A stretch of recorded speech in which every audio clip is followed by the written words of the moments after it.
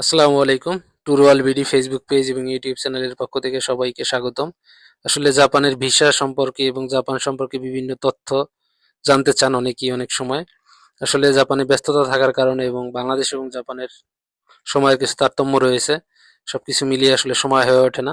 তবে এখন থেকে আমি চেষ্টা করব জাপান সম্পর্কে, জাপানের ভিসা সম্পর্কে এবং ভ্রমণ অভিজ্ঞতা নিয়ে আমার অভিজ্ঞতার আলোকে আপনাদেরকে তথ্য দিয়ে সহায়তা করার জন্য।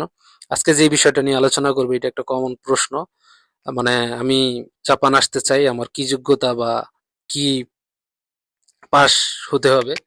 আসলে বাংলাদেশে ইন্টারমিডিয়েট বা এইচএসসি পাস থাকতে হবে সর্বপ্রথম, এবং এটা যে কোনো গ্রুপ থেকে যে কোনো রেজাল্ট হোক সেটা পাস হলেই হবে। এটা একটা বিষয়। দ্বিতীয় বিষয়টা হচ্ছে মানে ল্যাঙ্গুয়েজ স্কিল জেএলপিটি N5 অথবা নাট N5 পাস হতে হবে। এটার জন্য আপনাকে বাংলাদেশে ল্যাঙ্গুয়েজ স্কুল রয়েছে, মানে এজেন্সি রয়েছে, তারা ভাষা শিখায়। সেইখানে আপনি 3 মাস 4 মাস অথবা 6 মাসের একটি কোর্স করে নিলেই মানে প্রাথমিক স্টেজে আপনি কোয়ালিফাই। এর পরবর্তী ধাপ বিভিন্ন বিষয় বিষয় নিয়ে বিস্তারিত আলোচনা করব। তো আজ এই পর্যন্তই। আশা করি বুঝতে পেরেছেন। আমার ফেসবুক পেজ এবং ইউটিউব চ্যানেলটি ফলো এবং সাবস্ক্রাইব করে পাশে থাকবেন। ধন্যবাদ।